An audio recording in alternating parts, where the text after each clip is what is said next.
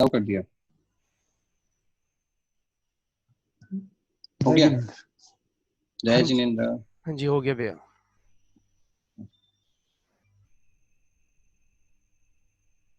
चलिए मंगलाचरण करते हैं अपन। नमो अरिहंताणं नमो सिद्धाणं नमो आयर्याणं नमो वज्रायाणं नमो लोये सौवसाहुणम्।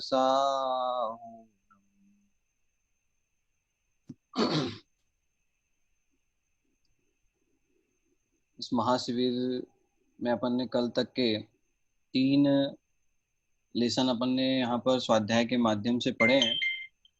उन 3 लेसनों के आधार पर और सामूहिक कक्षा के आधार पर कल आप लोग की परीक्षा संपन्न हुई। परीक्षा देने में आप सभी को बहुत आनंद आया होगा। बहुत ही बाबूलाल जी के चेहरे में तो बहुत मुस्कान दिखाई दे रही, मतलब बहुत अच्छा पेपर बना है आपका, है ना। वैसे सभी का पेपर अच्छा बना होगा, क्योंकि जिन्होंने पढ़ा होगा वो निश्चित रूप से आंसर लिखने में उनको कोई प्रॉब्लम नहीं हुई होगी। बहुत सरल तरीके से प्रश्नोत्तर पूछे गए थे और आपको विकल्पात्मक प्रश्नों में से ही प्रश्नों का चुनाव करना था। कुछ लोग की शंका थी पंडित टोडरमल जी के बारे में भी आ गया था, तो वो पंडित टोडरमल जी का विषय जो है सामूहिक कक्षा में एक दिन कथा के माध्यम से चला था, तो उसके आधार से थोड़े 2-3 प्रश्न पंडित टोडरमल जी के ऊपर भी दिए गए थे। क्योंकि सामूहिक कक्षा में प्राचीन भारत का गौरव और भक्ष अभक्ष और निर्भय कैसे बने और पुण्यानुबंधी पाप पापानुबंधी पुण्य की चर्चा और पंडित टोडरमल जी की चर्चा, इस प्रकार से अनेक विषय जो प्रतिदिन सामूहिक कक्षा में चलते थे उसके आधार से कुछ थोड़े बहुत प्रश्न पूछे गए थे, सामान्य प्रश्नोत्तर। और बाकी तो पूरे 40 प्रश्न जो हैं वो पूरे आपके लेसन पर आधारित थे, जो कि आपने बहुत अच्छे से सॉल्व किया होगा। सबका पेपर अच्छा बना कि नहीं बना? अंकुश जी, पेपर दिए ना आपने? हाँ। हाँ, चलिए बहुत बढ़िया। सभी के चेहरे में प्रसन्नता बता रही है कि सबने पेपर दिया है और सबका पेपर बहुत अच्छा बना है। और इससे क्या है, ज्ञान परिमार्जित होता है, हमको याद करने की क्षमता, धारणा ज्ञान में विषय को बैठाने की क्षमता बढ़ती है। इसलिए ये सब चीजें तो जीवन में अवश्य रूप से प्रतिभागी बन के, प्रतियोगी बन के कंपटीशन में भाग लेने का आनंद ही अपने आप में कोई अलग होता है। अभी अपन जो, हाँ प्रदीप जी बोलिए, मैं कुछ मैं कहना ये चाहते? बोल रहा था सर कि अपन जितनी बार इस विषय को, कोई भी विषय को सुनते हैं, तो हर हाँ हाँ बार हाँ कोई नई चीज पकड़ में आती है, तो ऐसा क्यों? हाँ हाँ हाँ हाँ हाँ। तो ज्ञान का क्षयोपम का स्वरूप ही ऐसा है। ज्ञान का क्षयोपम का स्वरूप ही ऐसा है, जैसी जितनी जितनी विशुद्धता बढ़ती जाती है वैसे वैसे उसका उपयोग भी खिलता जाता है। अब विशुद्धता कम होती जाती है, कभी कभी ऐसा होता है कि कई जीवों को बिल्कुल कुछ समझ में नहीं आता है। तो क्षयोपम का स्वरूप ही है, घट बढ़पना उसमें होता रहता है। इसलिए तो आ, कुंद कुंद आचार्य देव ने समय सार में लिखा, भैया तू नियत है। नियत क्यों है कि जैसे समुद्र में गड़बड़पना होता है ना, ऐसे जी। तेरा आत्मा का जो यदि आत्मा को क्षेपसम ज्ञान की तरफ से देखेगा तो तेरे को उसमें गड़बड़पना दिखाई देगा। लेकिन आत्मा के नियत स्वभाव की तरफ से यदि तू देखेगा, अर्थात ज्ञान स्वभाव की तरफ से यदि तू आत्मा को देखेगा, तो उसमें तेरे को गड़बड़पना दिखाई देने वाला नहीं है, ज्ञान स्वभाव मात्र दिखाई देगा। और सुंदर चर्चा कुंद कुंद आचार्य देव ने समय सार में की है। ठीक है। हाँ, समीक्षा जी, हाँ आप कुछ पूछना चाह रही हैं? हाँ पूछिए। हाँ, आपका हैंड रेस है समीक्षा जी, समीक्षा ही नाम है ना? हाँ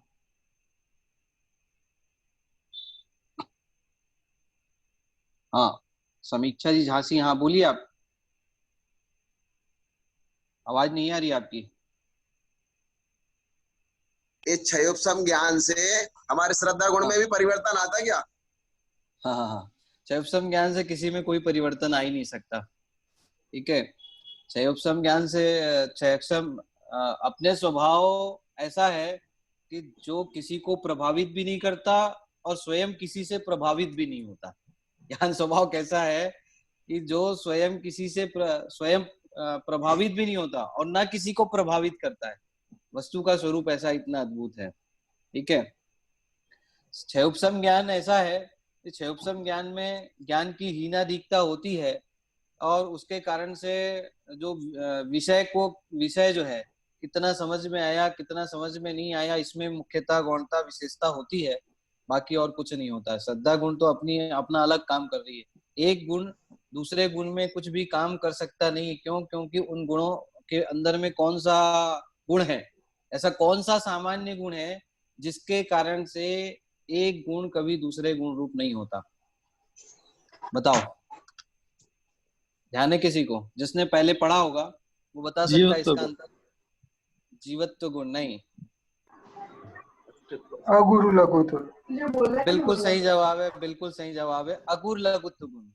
अगुर लघुत्व गुण की विशेषता है, आप लोगों ने पढ़ी होगी पहले, 6 सामान्य गुण के नाम ना जिन्होंने कोई सुने गुण होंगे। छोटा है ना कोई गुण बड़ा है। हाँ, नहीं, उसमें ये आता है डेफिनेशन में कि द्रव्य में द्रव्यपना कायम रहता है। पहली विशेषता गुण लघुत्व गुण की, जिस शक्ति के कारण द्रव्य में द्रव्यपना कायम रहता है। एक द्रव्य दूसरे द्रव्य रूप नहीं होता, एक गुण दूसरे गुण रूप नहीं होता, और अनंत गुण बिखर करके आत्मा के कभी आत्मा से अलग होते नहीं है। नहीं। ऐसी विशेषता आत्मा के अंदर में है, ऐसा गुण आत्मा के अंदर में है, जिसके कारण से एक गुण कभी दूसरे गुण रूप नहीं होता। एक गुण का रूप दूसरे गुण में पाया जाता है। देखो, दोनों बातों में अंतर है।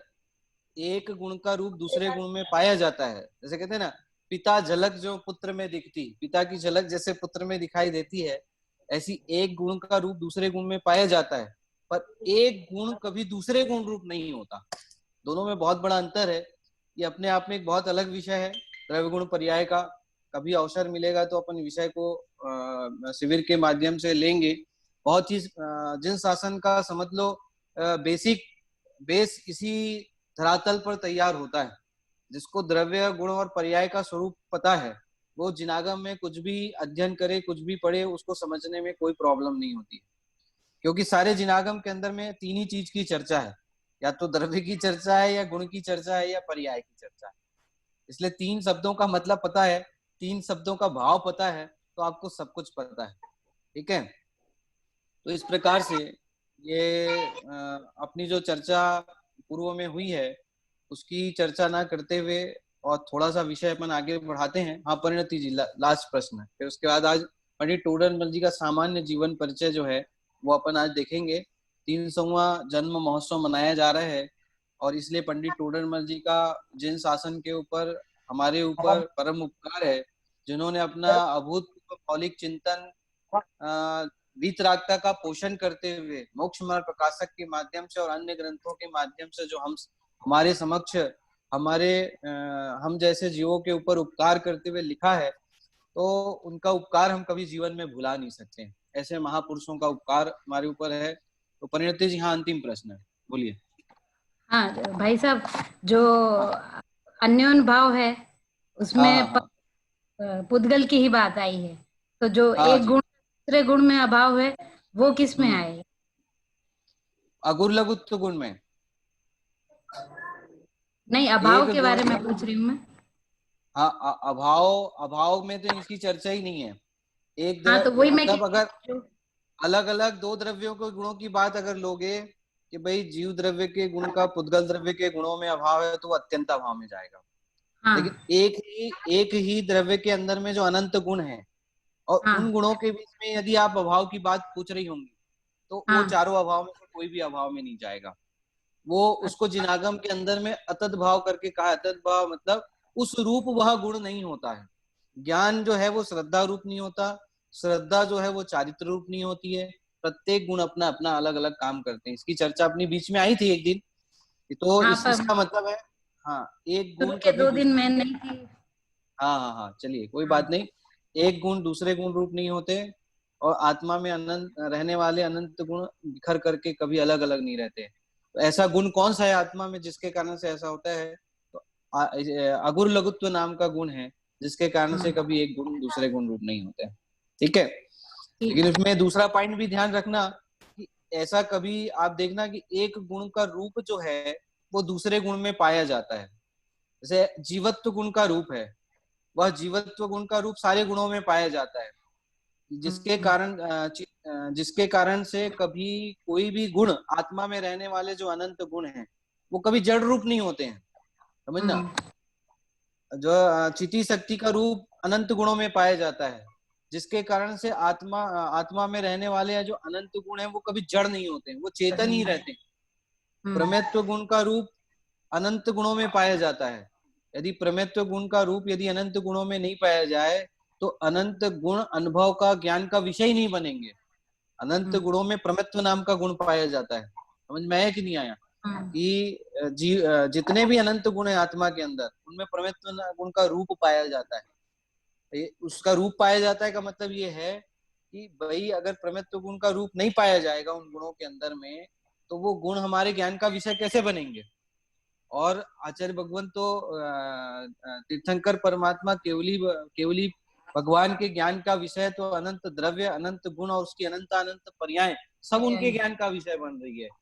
यदि प्रमेत्व नाम का गुण नहीं हो तो केवल ज्ञान ही नहीं होगा। केवल ज्ञान में अनंत पदार्थ ही नहीं झलकेंगे, पता है आपको। तो 6 सामान्य गुण की भी चर्चा अपनी अद्भुत है, उसका विषय अनुसार भविष्य में कभी चिंतन करेंगे।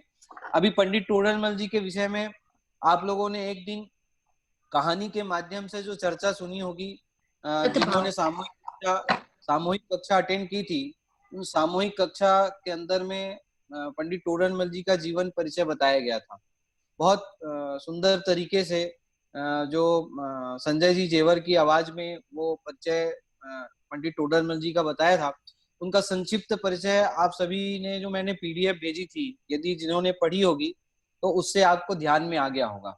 मैं आपको उसका शेयर अगर मुझसे बनेगा तो मैं शेयर करने का प्रयास करता हूँ, ताकि वो चीजें आपको अभी सामने दिखाई दे दे।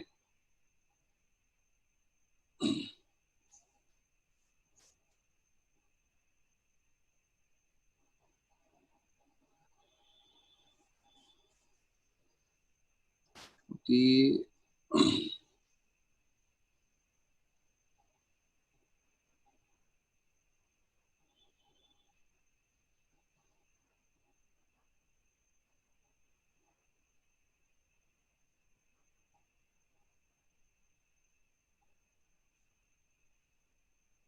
खुल नहीं रहा है मेरे से, शायद तक कि आज वो किंजल जी भी आएंगी नहीं। देखता हूँ, कोशिश करता हूँ, अगर खुल जाए तो।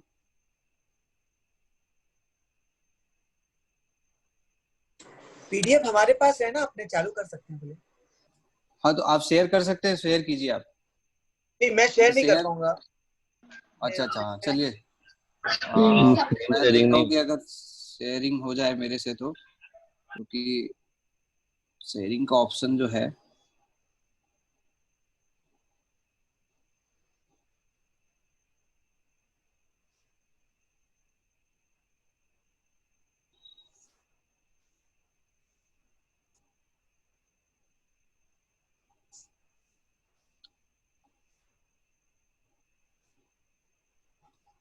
चलिए मैं पीडीएफ के माध्यम से देता हूँ, क्योंकि इसमें तो शेयरिंग के ऑप्शन में वो पीडीएफ खुल नहीं रहा है। भैया मैं शेयर कर देता हूँ, आप मेरे को 1 मिनट में, हाँ वही आपको अलाउ कर देता हूँ, तो आप खोल सकते हैं फिर कोई भी मीटिंग स्क्रीन शेयर अलाउ। ठीक है, मैंने डन कर दिया है। अभी ओनली होस्ट कैन शेयर दे रहा है ऑप्शन। हाँ अभी मैंने चेंज कर दिया, अब स्क्रीन शेयर कोई भी कर सकता है। चलिए, ये नितिन भैया कर रहे हैं शेयर। हाँ हो गया। अभी शेयर हो पा रही है सभी को?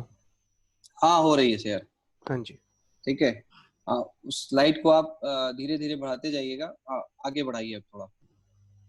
ये पंडित जिन शासन के अद्वितीय रत्न आचार्य कल पंडित टोडरमल जी, जिनके बारे में सामान्य जानकारी इस पीडीएफ के माध्यम से आपको देने का प्रयास किया गया है।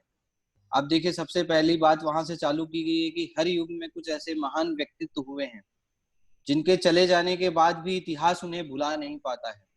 ऐसे व्यक्तित्व के धनी पंडित टोडरमल जी हुए हैं, जिनकी कृति और जिनका जीवन दोनों ही एक इतिहास बन गया और आज जन जन के स्वाध्याय का विषय बन गया। इसलिए इतिहास उनको कभी भुला ही नहीं सकता। एक तो उन्होंने ऐसा ऐतिहासिक काम किया अपनी ग्रंथ लिख करके जो ऐतिहासिक काम किया ही, उन्होंने जीवन में भी इतनी दृढ़ता थी कि उनके अंतिम समय में प्रतिकूल परिस्थितियां बनने के बावजूद भी हंसते हंसते जिन शासन के लिए मर मिटने वाले यदि कोई विद्वान हुए हैं तो वो उन विद्वानों में पंडित टोडरमल जी का नाम लिया जाता है कि जो कैसी विडंबना थी कि अंतिम समय में जब उन्होंने अन्य धर्मों के विरुद्ध अथवा अन्य धर्मों के बारे में ऐसा कथन किया कि जिसके कारण से जो अन्य धर्मावलंबी थे वो आंदोलित हो गए, आक्रोशित हो गए, और अंतिम समय में उन्होंने राजा को भड़का करके पंडित टोडरमल जी को, ऐसा कथन आता है जो इसमें आगे आने वाला है, कि गड्ढे में गड़वा दिया या हाथी के नीचे कुचलवा दिया, इस प्रकार के कथन आते हैं। ऐसे जिन शासन के लिए मर मिटने वाले पंडित टोडरमल जी का कोई इतिहास भुला नहीं सकता, हम सब भुला नहीं सकते हैं। देखो अगले नेक्स्ट स्लाइड के माध्यम से पंडित टोडरमल जी की अगली विशेषता बतलाते हुए यहाँ पर बतला रहे हैं कि जैन धर्म के इतिहास में अगर 250 वर्ष पूर्व के पन्नों को पलटा जाए तो जिन महापुरुष का नाम आता है वह नाम है पंडित टोडरमल जी का। लगभग 47 वर्ष की आयु थी, तो लगभग 250 वर्ष पूर्व समझ लो वो हमारे बीच नहीं रहे, 300 वर्ष हो गए उनको इस धरा पर अवतरित हुए, जन्म लिए। अब पंडित टोडरमल जी 250 वर्ष पूर्व की स्थिति जो थी, जब आवागमन के साधन नहीं थे, वैज्ञानिक युग नहीं था, लाइट की व्यवस्था नहीं थी, और इतनी सांप्रदायिकता इतनी बढ़ी हुई थी, आडंबर इतने ज्यादा थे कि जिसके कारण धर्म करना, धर्म समझना, धर्म सुनना, जिनागम की समझ लो शास्त्र भंडार को इकट्ठा करना, उसको पढ़ना, उसको पढ़ करके लोगों को समझाना इतना कठिन काम था, इतना कठिन काम था जिसकी हम कल्पना भी नहीं कर सकते हैं। तो ऐसे महापुरुष पंडित टोडरमल जी आगे स्लाइड के माध्यम से उनकी अगली विशेषता बतलाते हुए, देखिए अगले नंबर की स्लाइड में पंडित टोडरमल जी साहब की अगली विशेषता बतलाते हुए क्या कह रहे हैं कि पंडित टोडरमल जी का जन्म विक्रम संवत 1777 में हुआ। आपके पिता का नाम श्री जोगीदास जी एवं माता का नाम रंभा देवी था। आप खंडेलवाल जाति के गोतिका गोत्रस्थ थे। देखो खंडेलवाल जाति और गोत्र का नाम गोदिका, पिता का नाम जोगीदास और माता का नाम रंभा देवी। ये सामान्य जानकारी पंडित टोडरमल जी के जीवन से संदर्भ में जो प्राप्त होती है वो यहाँ पर शेयर की गई है।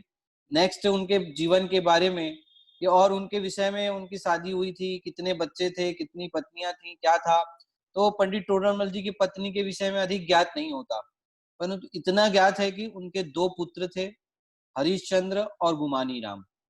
गुमानी राम भी आपके सम्मान लिखा गया, समान ही प्रतिभाशाली एवं बुद्धिमान थे। इनके नाम पर एक पंथ का नाम गुमानी पंथ भी पड़ा।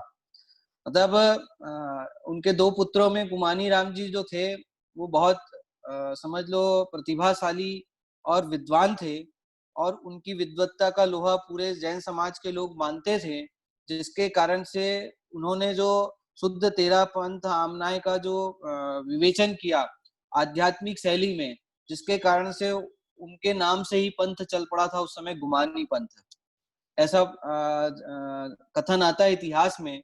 तो वास्तव में जैसे पुत्र होते हैं पिता झलक जो पुत्र में दिखती, ऐसी गुमानी राम जी के में पंडित टोडरमल जी की झलक दिखती थी, परंतु उनका कोई लेखन या कोई साहित्य वो हमें प्राप्त नहीं होता है। अब देखो पंडित टोडरमल जी का जीवन कहाँ कैसे व्यतीत हुआ और उन्होंने आजीविका के कार्य किए कि नहीं किए।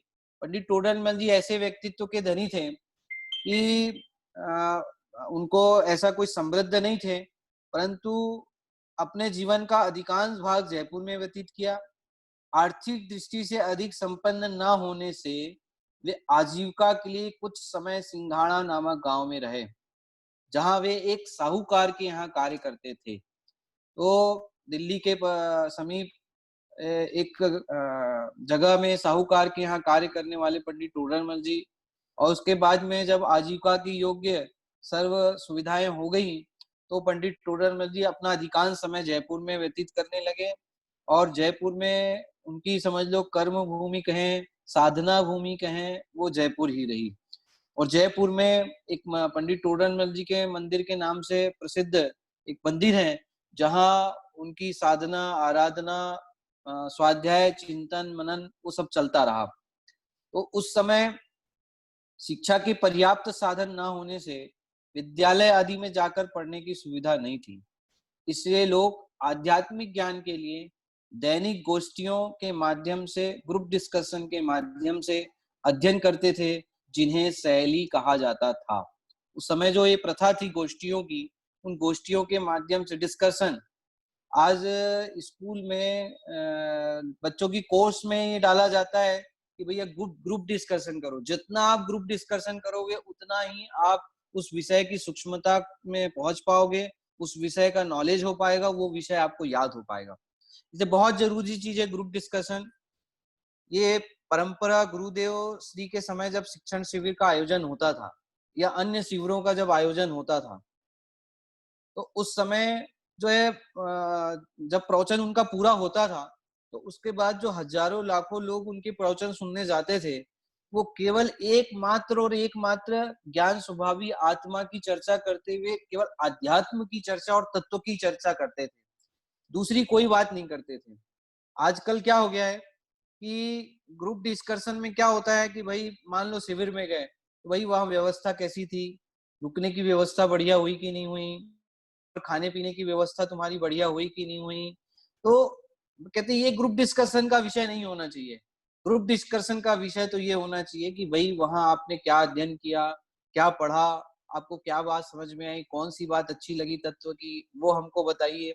मतलब ग्रुप डिस्कशन के माध्यम से विकथा नहीं होनी चाहिए। ग्रुप डिस्कशन के माध्यम से हम सबके बीच में अध्यात्म की चर्चा होनी चाहिए, तत्व की चर्चा होनी चाहिए, जिससे हमारे जीवन में वो तत्व जो है अंदर में उतरे।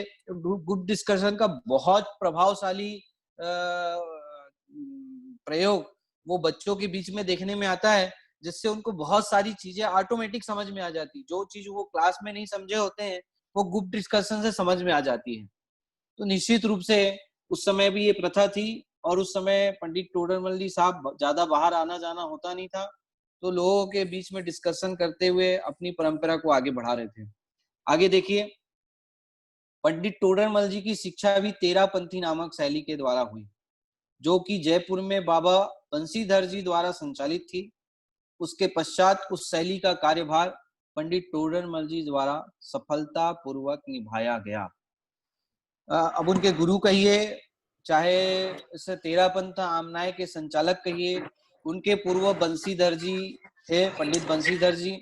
और पंडित बंसीधर जी के मार्गदर्शन में उस गद्दी को संभालने वाले उनके समझ लो उसके बाद कोई हुए हैं तो वो पंडित टोडरमल जी हुए। और पंडित टोडरमल जी तेरापंथ शुद्ध आमनाय का विवेचन करने वाले ऐसे विद्वानों में से एक हैं जिनका इतिहास और जिनकी पुरानी पृष्ठभूमि, जिनके ग्रंथ इस बात को बतलाते हैं कि वास्तव में तेरापंथ शैली क्या है। और विशुद्ध तेरापंथ आमनाय में जिन शासन की जो चर्चा की गई है वो कितनी अद्भुत है और निर्दोष है, ये जबरदस्त बात है। अहिंसक शैली, तेरापंथ शैली ऐसी है कि जिसमें हिंसा का कोई काम नहीं, आडंबर का कोई काम नहीं। विशुद्ध तेरापंथ आमनाय के द्वारा उन्होंने शिक्षा स्वयं ग्रहण की और लोगों को भी शिक्षित किया। और अगली विशेषता बतलाते हुए देखो क्या कहते हैं, तीव्र बुद्धिमान होने से वे कई विषयों को स्वयं ही पढ़कर समझ लेते थे। उन्होंने बिना किसी शिक्षक के ही कन्नड़ भाषा को न केवल पढ़ना सीखा बल्कि लिखना भी सीखा। देखो ऐसी प्रतिभा के धनी बहुत कम लोग होते हैं। उनको संस्कृत का ज्ञान भी था, प्राकृत का ज्ञान भी था, और उस समय इतनी विशुद्ध हिंदी भी नहीं चलती थी, लेकिन बहुत जबरदस्त हिंदी पंडित टोडरमल जी साहब की थी। और उसके साथ में जो कन्नड़ भाषा है, जो बहुत कठिन भाषा मानी जाती है, ऐसे कन्नड़ भाषा का भी ज्ञान उनको था। और बिना गुरु के कन्नड़ भाषा का ज्ञान और साथ में कन्नड़ लिपि को पढ़ना, कन्नड़ लिपि लिखना, इतना तक के उनको ज्ञान था। तो ऐसे अनेक भाषाओं को ज्ञाता थे। मुख्य रूप से 4 भाषाओं के तो वो ज्ञाता थे ही, प्राकृत, संस्कृत, हिंदी और कन्नड़। तो पूर्व में भारत के दक्षिण भाग में जैन धर्म का अधिक प्रभाव होने से पहले दक्षिण भारत में जैन शासन की विशेष प्रभावना थी। और समझ लो पूरा तेरा पंथ शुद्ध आमनाय कहो, चाहे जिन शासन कहो, चाहे पुराने दिगंबराचार्य कहो, सारे दिगंबराचार्य जो हुए हैं निश्चित रूप से दक्षिण भाग में वो सारे दिगंबराचार्य हुए हैं, क्योंकि ऐसा कथन आता है कि चंद्रगुप्त मौर्य के काल में जब 12 वर्ष का अकाल पड़ा था तो उत्तर भारत में, तो सारे जो आचार्य थे, सारे जो साधु संत थे, दिगंबर साधु संत वे दक्षिण भारत की ओर चले गए, और जो उस साइड रह गए वो शिथिलाचार के कारण से फिर सफेद वस्त्र धारण कर लिए। फिर उस समय से श्वेतांबर परंपराएं चालू हो गई। फिर उस समय जिनवाणी में जो है वो अनेक प्रकार की विकृतियां उत्तर भारत में उन्होंने, जो श्वेतांबर मतानुयायी हैं, उन्होंने कर दी, जिसके कारण से वो सारा जो है वो एक कपोल कल्पित जैन धर्म खड़ा हो गया। इसकी चर्चा आप कभी इतिहास उठा करके देखेंगे तो उस इतिहास में आपको चर्चा सुनने समझने मिलेगी। अब ऐसे समय में कन्नड़ भाषा को पढ़ना लिखना, फिर देखो जिन्हें हिंदी भाषी व्यक्तियों के लिए पढ़ना असंभव सा था, क्योंकि उस समय कन्नड़ भाषा को पढ़ाने वाले अध्यापकों के सहयोग मिलने की संभावना ही नहीं की जा सकती थी। कन्नड़ भाषा तो कठिन है ही, उसकी लिपि उससे भी अधिक कठिन है, जिससे हिंदी भाषा व्यक्ति के लिए कन्नड़ को लिखना पढ़ना सरल कार्य ना था। पंडित टोडरमल जी ने बिना किसी की सहायता से अभ्यास करके कन्नड़ भाषा को न केवल पढ़ना लिखना सीखा, अपितु इस भाषा में उनके परिपक्व हो जाने की वे कन्नड़ भाषा को लिखना पढ़ना सरल कार्य ना था, परंतु टोडरमल जी ने बिना किसी की सहायता से अभ्यास करके कन्नड़ भाषा को न केवल पढ़ना लिखना सीखा, अपितु वे इस भाषा में इतने परिपक्व हो गए कि वे कन्नड़ भाषा के ग्रंथों पर व्याख्यान भी करते थे तथा सैकड़ों लोग उनके व्याख्यानों का लाभ लेते थे। उसके साथ ही हिंदी, संस्कृत, प्राकृत का भी ज्ञान उन्हें स्वयं से ही हुआ था। मैंने बताया आपको जैसा कि 4 भाषाओं का ज्ञान उनको था और चारों भाषाओं में की छटा उनको उनके साहित्य में दिखाई देती है। इसके आगे देखिए, उनकी विशेषता बतलाते हुए कहते हैं कि अब उन्होंने जैन शास्त्रों का अभ्यास किया। तो कहते कौन कौन से जैन शास्त्रों का अभ्यास किया? कहते समय सार टीका, पंचास्तिकाय, प्रवचन सार, नियम सार, गोमठ सार, लब्धि सार, पुरुषार्थ सिद्धि उपाय, अष्टपाहुड़, आत्मानुशासन। क्योंकि इन ग्रंथों का अध्ययन करने के पश्चात ही इसके ऊपर उन्होंने भाषा टीका भी लिखी। मतलब चारों अनुयोगों का उन्होंने जबरदस्त जो है वो अध्ययन किया। प्रथमा कर्णानुयोग, चरणानुयोग, द्रव्यानुयोग, सारे ग्रंथों का उन्होंने बहुत जबरदस्त अध्ययन किया है। उस समय यातायात की कोई सुविधा नहीं थी, एक गांव से दूसरे गांव जाना भी जहां दूभर लगता था। ऐसे में एक राज्य से दूसरे राज्य में जाने की कोई सोचता भी नहीं था, परंतु पंडित टोडरमल जी की तत्व पिपासा के आगे ये प्रतिकूलताएं भी कुछ न कर सकी। पंडित जी ने दक्षिण भारत में समुद्र के किनारे तक धवलादि सिद्धांत ग्रंथों की प्राप्ति के लिए प्रयत्न किया था। इतने धगस थी अंदर में, इतनी जिज्ञासा जी थी जिनके अंदर में कि कहीं भी वो ग्रंथ हो, किसी भी प्रकार से प्राप्त हो, येन केन प्रकारेण, लेकिन ग्रंथ उनको चाहिए, अध्ययन स्वाध्याय।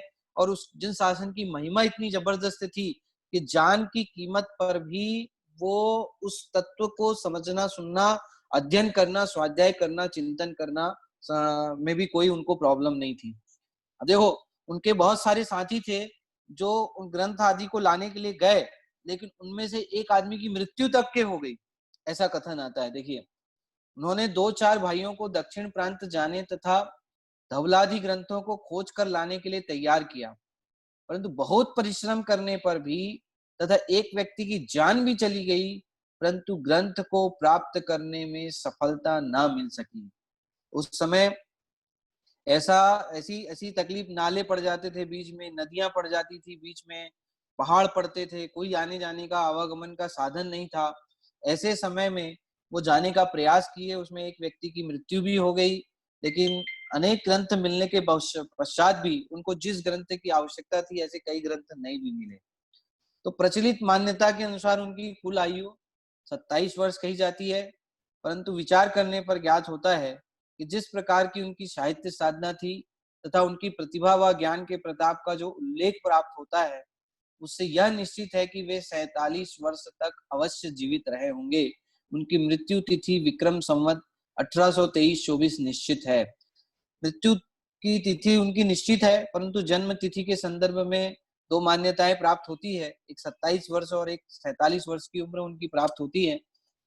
परंतु जो कार्य उन्होंने किया और जितना श्रम परिश्रम जिनागम के रहस्य को समझने के लिए उन्होंने किया, वो एक 27 वर्ष की उम्र में करना पॉसिबल नहीं है, क्योंकि वो आजीविका के साधन के लिए भी गए दिल्ली और सिंघाड़ा के पास में, आजीविका के बाद जयपुर में आए। जयपुर में आने के बाद अनेक ग्रंथ की उनको मिले, कई ग्रंथ की उन्होंने खोजबीन की। तो इतना समय तो 27 वर्ष के समय में ये सब काम नहीं हो सकता। इसलिए ऐसा कथन आता है कि कम से कम उनकी 47 वर्ष की आयु निश्चित रूप से रही हुई होगी। आपने गद्य व पद्य में छोटी बड़ी 12 रचनाएं लिखी। 12 में से कुछ रचनाओं का उल्लेख यहाँ पर किया गया है। 7 तो उन्होंने भाषा टीका लिखी है और 5 उनके मौलिक ग्रंथ प्राप्त होते हैं। 7 भाषा टीका कौन कौन सी है? सम्यक ज्ञान चंद्रिका में 4 ग्रंथों की भाषा टीका है, वो सम्यक ज्ञान चंद्रिका जो है। एक तो गोमट सार, कर्मकांड और जीवकांड की भाषा टीका है सम्यक ज्ञान चंद्रिका, और साथ में लब्धि सार और छपड़ा सार, इन चारों ग्रंथों की एक साथ भाषा टीका सम्यक ज्ञान चंद्रिका नाम से उन्होंने लिखी है। जिसके संदर्भ में एक कहानी भी बहुत आप लोगों ने सुनी होगी कि जब वो सम्यक ज्ञान चंद्रिका लिख रहे थे तो उनकी माता ने 6 महीने तक के उनके भोजन में नमक नहीं डाला, उनको पता भी नहीं लगा। और जब ये सम्यक ज्ञान चंद्रिका पूरी हो गई और उसके पश्चात वो माता उस दिन भी उनके खाने में नमक नहीं डाली थी, और जैसे ही उन्होंने भोजन का स्वाद लिया तो भोजन का स्वाद लेते ही उनको तुरंत माता से कहा, हे माता, आज तो भोजन में नमक का प्रयोग नहीं किया है आपने।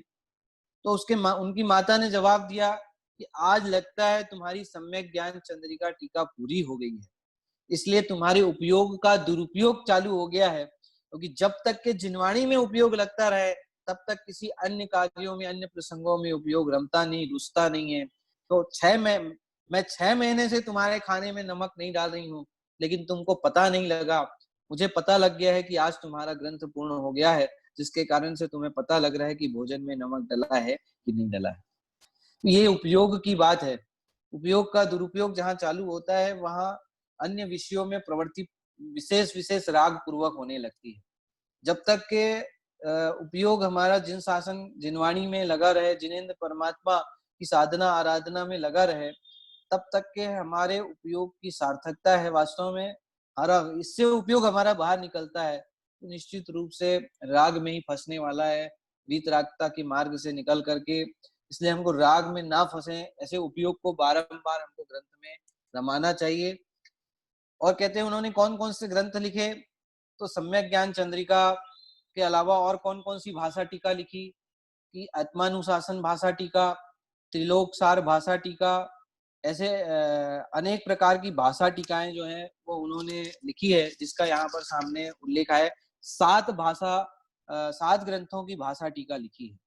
आत्मानुशासन, पुरुषार्थ सिद्धि उपाय और त्रिलोक सार, इन 3 की भाषा टीका अलग अलग, और 4 ग्रंथों गोमट सार कर्मकांड, गोमट सार जीवकांड, लब्धि सार और छपड़ा सार, इन 4 ग्रंथों की भाषा टीका एक ग्रंथ के रूप में सम्यक ज्ञान चंद्रिका के रूप में उपलब्ध है। तो टोटल मिला के 4 और 3 7 भाषा टीकाएं जो उनकी दिखाई देती हैं।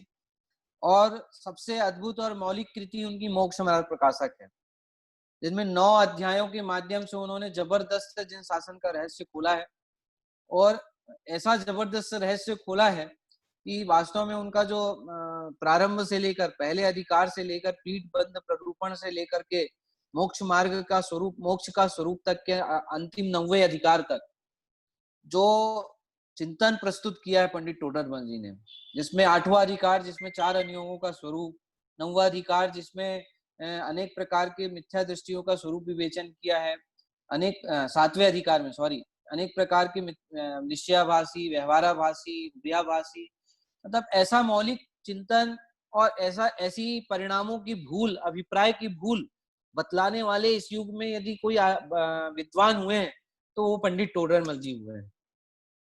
परिणामों की इतनी सूक्ष्म भूल, अभिप्राय की इतनी सूक्ष्म भूल जितनी पंडित टोडरमल जी ने बताई मोक्ष मार्ग प्रकाशक में, उतनी अन्य किसी भी ग्रंथ में उपलब्ध नहीं होती, दिखाई नहीं देती है। इसलिए ये ग्रंथ कहते हैं अपूर्ण होते हुए भी अभूतपूर्व है। ये ग्रंथ उनके अंतिम समय में प्रतिकूलता आने के कारण से, या अथवा उनको हाथी के नीचे कुचला देने के कारण से, अथवा जो भी कारण रहा हो, यह ग्रंथ अपूर्ण रह गया, नौवा अधिकार अपूर्ण रह गया। लेकिन अपूर्ण होते हुए भी यह मोक्ष मार्ग प्रकाशक ग्रंथ जो है वो बहुत अपूर्व है। अब आप सभी ने स्वाध्याय किया होगा, अगर नहीं किया होगा तो एक बार जीवन में मोक्ष मार्ग प्रकाशक का स्वाध्याय अवश्य करना, क्योंकि उनने ऐसे ऐसे प्रश्न उठा करके ऐसे ऐसे शंकाओं का समाधान उसमें किया है। जो प्रश्न आपके दिमाग में उठते हैं, ऐसे सारे प्रश्नों को पंडित टोडरमल जी ने वहां उठाकर रखे हैं और उसका वहां पर जवाब दिया है। किसी भी संदर्भ में, चाहे कर्मों के संदर्भ में बात हो, चाहे अनियोग के संदर्भ में बात हो, चाहे मोक्ष के संबंध में बात हो, चाहे सात तत्व के संदर्भ में बात हो, चाहे मिथ्यात्व के संदर्भ में बात हो, चाहे पंच परमेष्टि के संदर्भ में बात हो, सबका समाधान मोक्ष मार्ग प्रकाशक के अंदर में मिल जाता है। और अद्भुत शैली उनकी, 12 जगह तो उन्होंने ये बात कही है मोक्ष मार्ग प्रकाशक में, इसका आगे विवेचन करेंगे, इसका आगे विवेचन करेंगे। तो इससे ये समझ में आता है यदि ग्रंथ पूर्ण होता तो कितना बड़ा होता और कितना अभूतपूर्व होता। ऐसा महान संत महापुरुष जो है पंडित टोडरमल जी, जिनकी एक और अन्य रचना समोसरण रचना के नाम से जानी जाती है, और उनकी चिट्ठियों के रूप में एक रचना मिलती है जिसका नाम है रहस्यपूर्ण चिट्ठी। रहस्यपूर्ण चिट्ठी बहुत सुंदर, मुल्तान नगरी से आए हुए पत्रों का जवाब, पाकिस्तान की जो मुल्तान नगरी है वहां पर जो जिन शासन था उस समय, और उस समय वहां के लोगों के द्वारा जो पत्र प्राप्त हुए, उसका समाधान भी इतना अद्भुत है कि वो एक ग्रंथ का रूप ले लिया। और ऐसा ग्रंथ जिसका नाम था रहस्यपूर्ण चिट्ठी। ऐसे अद्भुत ग्रंथों की रचना पंडित टोडरमल साहब ने की। इनके ये तो सारे गद्य साहित्य की चर्चा है, इसके अलावा पद्य साहित्य भी उनका प्राप्त होता है। जैसे आप उनकी गोमट सार पूजा देखिएगा, इसमें एक नाम है गोमट सार पूजा। तो पद्य साहित्य के रूप में गोमट सार पूजा, गोमट सार की टीका तो लिखी, साथ में गोमट सार पूजा भी उन्होंने पंडित टोडरमल जी ने लिखी थी। और इसके अलावा एक यहाँ पर अनेक ग्रंथों की यहाँ पर जो सूची यहाँ दी गई है, इसमें से सारे ग्रंथों के नाम और सारे ग्रंथों कौन कौन से वो ग्रंथ लिखे वो आपको ध्यान में होना चाहिए। अगली उनकी विशेषता बतलाते हुए देखिए क्या कहते हैं पंडित टोडरमल जी का स्वरूप बतलाते हुए, पंडित टोडरमल जी की विशेषता बतलाते हुए अगली स्लाइड में देखिए आप उनकी क्या विशेषता है। भैया कि हाँ जी, अगले 1 मिनट में शायद मीटिंग एंड हो जाएगी, तो हम लोग दोबारा से ज्वाइन करें। हाँ 5 मिनट के लिए अपन ज्वाइन कर लेंगे। यदि वो ये विषय पूर्ण नहीं होता है तो आप 5 मिनट के लिए फिर से ज्वाइन कर लेंगे ताकि विषय अपन पूरा कर लें। ठीक है, ठीक है। सभी से निवेदन है 2 मिनट पश्चात जैसे ही लेफ्ट होंगे उसके बाद 2-3 मिनट बाद आप फिर से ज्वाइन कर लीजिएगा, ताकि फिर से ये अगर इसमें 2-3 स्लाइड छूट जाएगा वो अपन देख लेंगे। जैसा कि आपको मैंने बताया कि मोक्ष मार्ग प्रकाशक अपूर्ण होते हुए भी ये इनका जबरदस्त उपकार है हमारे ऊपर। उनकी विद्वत्ता, उनकी तार्किकता, उनकी जैन धर्म के प्रति निर्भयता, उनकी अडिगता, ये उनके जीवन से हमको दिखाई देती है कि कैसे विपरीत परिस्थितियों में वो ग्रंथादि को लेने गए, ग्रंथादि की रचना की। जिस समय किसी भी प्रकार का कि कोई कागज की अथवा कोई पेन की अथवा किसी भी प्रकार के वैज्ञानिक युग की कोई सुविधा नहीं थी, ना मोबाइल थे, ना टीवी थी, ना कोई टेक्नोलॉजी थी, किसी भी वैज्ञानिक युग ही नहीं था, वो अंधकार में युग था। ऐसे युग में उन्होंने इतना तत्व का श्रद्धान किया, तत्व की निर्भयता पूर्वक जो उन्होंने श्रद्धान किया, वास्तव में वो